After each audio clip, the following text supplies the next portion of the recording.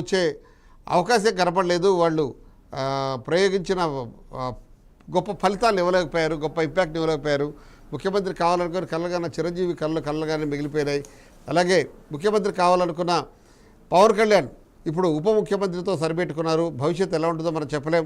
కానీ తమిళనాడు రాజకీయాలకి తెలుగు రాష్ట్రాల రాజకీయాలకు ఉన్న సారూప్యతను మీరు ఎట్లా గమనిస్తారు? ఆంధ్రప్రదేశ్ రాజకీయాలు ఇన్ పర్టికులర్. ఎస్,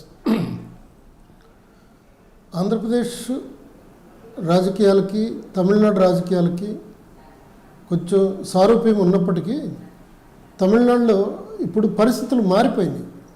ఆంధ్రాలో పెద్దగా చెప్పుకోని విధంగా మారలేదు, కానీ తమిళనాడు రాజకీయాలు మాత్రం కొంచెం మార్పు చెందాయి. తప్పకుండా చెప్పాలి. నేను ఒక గంట క్రితమే చెప్పాను, మొదటి రౌండు లేకపోతే బ్యాలెట్ పేపర్ కౌంటింగ్ సమయంలో ఎవరి మెజారిటీస్ ఎలా ఉంటాయి అనేది మనం అప్పుడే ఒక అంచనాకు రాలేము. 2-3 రౌండ్లు అయిపోయిన తర్వాత కౌంటింగ్ ట్రెండ్స్ అర్థమవుతాయి. అప్పుడు పార్టీలు కూడా వాళ్ళ రియాక్షన్స్ ఉంటాయని అనుకున్నట్టుగానే, మనం అనుమాన పడినట్లుగానే, పొద్దున్నుంచి చెప్తున్నట్లుగానే తమిళనాడులో కౌంటింగ్ ఫలితాలు మాత్రం తారుమారైనాయి.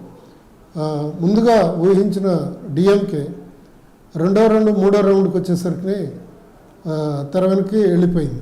ఇప్పుడు డిఎంకే ఆఫీసుల దగ్గర నుంచి కార్యకర్తలు వెళ్ళిపోయారు. 28 మంది మంత్రులు వెనుకంజలో ఉన్నారు.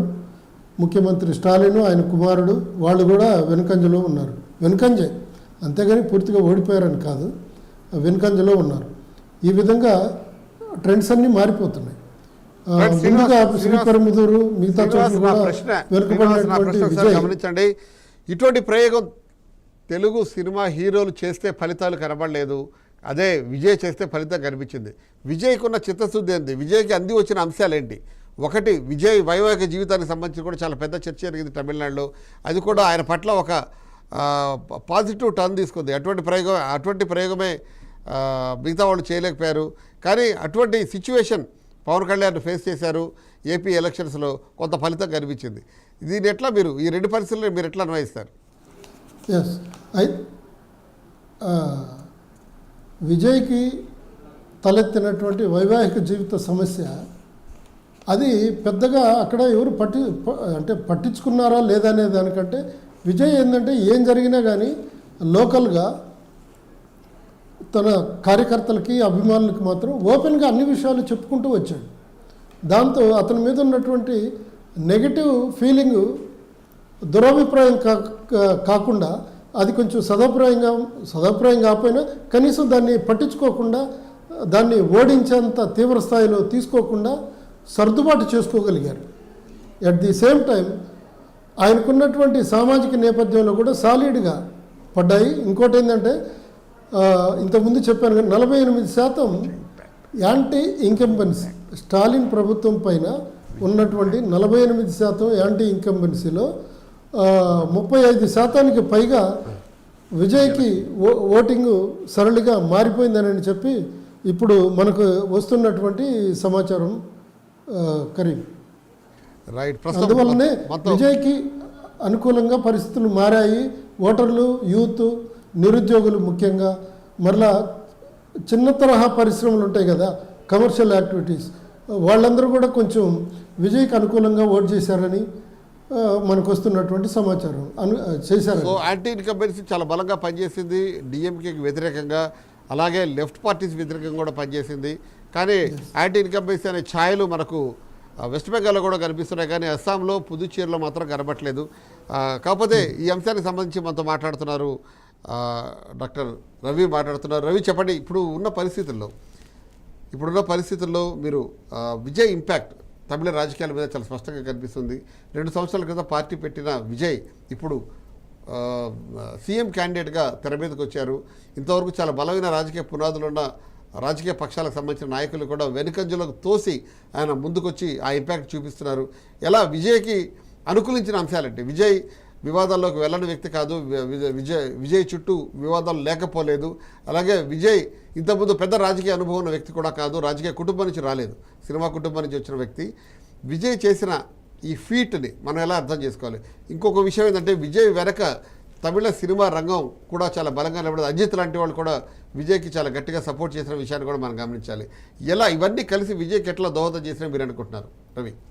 2-3 విషయాలు నా దృష్టిలో విజయ్కి సంబంధించినంత వరకు చాలా బలంగా పనిచేసాయి అనుకుంటున్నాను. ఒకటి, షార్ట్ టర్మ్ విజయ్ మీద చాలా డెలిబరేట్గా గవర్నమెంట్ ఆఫ్ ఇండియా తరపు నుంచి, బీజేపీ వైపు నుంచి ఏదైతే ఒక స్థాయిలో దాడి చేయడానికి ప్రయత్నం చేశారో ఆ దాడి చాలా విపరీతమైనటువంటి ప్రాముఖ్యతని మొత్తం రాష్ట్ర వ్యాప్తంగా విజయ్కి సపోర్టర్స్ని పెంపొందించే ఒక దశలో ఉపయోగపడ్డారని చెప్పి నేను బలంగా అనుకుంటున్నాను. చాలా ముఖ్యంగా రెండవది, తమిళనాడుకు సంబంధించినంత వరకు తమిళనాడు సామాజిక ఆర్కిటెక్చర్ ఏదైతే ఉందో ఈ అంశాలని మనం ఎప్పుడూ కూడా ఇగ్నోర్ చేయకూడదు.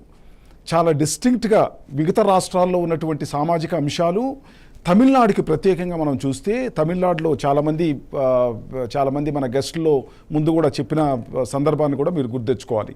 తమిళనాడు చాలా విశిష్టమైనటువంటి రాష్ట్రం.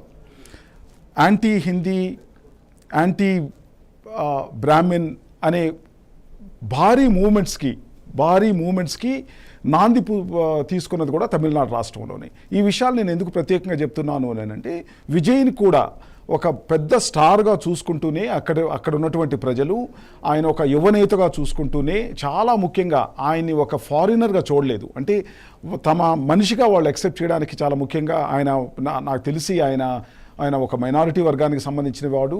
దళితుల్ని ఆకర్షించగలిగాడు, దళిత క్రిస్టియన్స్ని ఆకర్షించగలిగాడు. ద్రవిడియన్ మూమెంట్కి సంబంధించిన ఎంతో కొద్దో గొప్ప సపోర్టు ఆయన కూడా లాక్కోగలిగాడు. ఎందుకోనంటే ఆయన యాంటీ ద్రవిడ్ అన్న విషయాన్ని ఎప్పుడూ చెప్పలేదు. ఇన్ఫ్యాక్ట్ నేను ద్రవిడ్ మూమెంట్కి సంబంధించిన చాలా అంశాలని నేను మానసికంగా చాలా దగ్గరగా ఉన్నానన్న విషయాన్ని ఆయన 17 మేజర్ మీటింగ్స్లో చాలా ముఖ్యంగా వారికి సంబంధించిన విషయాల్ని చాలా బలంగా ప్రజల ముందుకు తీసుకెళ్లడానికి ప్రయత్నం చేశాడు.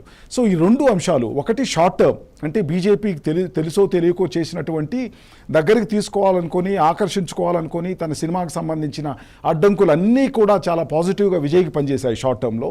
రెండవది, సామాజిక అంశాలు కూడా చాలా బలంగా విజయ్కి పనిచేశాయని నేను గట్టిగా నమ్ముతున్నాను. సో సామాజిక అంశాలు, సినిమా గ్లామర్, అలాగే సినిమా ఇండస్ట్రీలో కూడా విజయ్ వివాద రహితుడు కావడం కూడా ఒక ఉదాహరణ కావచ్చు. ఎన్ని రకాలైన విమర్శలు ఆయనపై వచ్చినా సరే విజయ్ దూసుకుపోతున్నారు.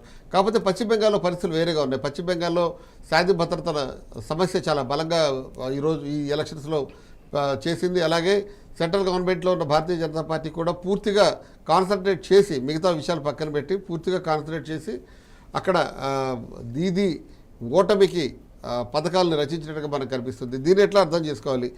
ఎక్కడ ప్రజలు యాంటీ ఇన్కంబెన్సీకి తలవగ్గారు, అక్కడ కూడా యాంటీ ఇన్కంబెన్సీకి తలవగ్గారు. అంటే వాళ్ళు చేసిన తప్పులు కావచ్చు, పాపాలు కావచ్చు, లేదా వాళ్ళు చేయలేకపోయిన ప్రజల ఎక్స్పెక్టేషన్స్ కావచ్చు, ఇక్కడ ఓటు రూపంలో వాళ్ళని ఓడించడానికి దోహదం చేశాయి. ఇప్పుడు ఎలక్షన్స్ తర్వాత ఓడిపోయిన వాళ్ళు రకరకాల కారణాలు చెప్తారు. ఆ కారణాల వెనక వాళ్ళు అనేక సాక్ష్యాలు కూడా క్రియేట్ చేస్తారు, అది వేరే విషయం. But winnowing is winnowing. ఈ పరిస్థితి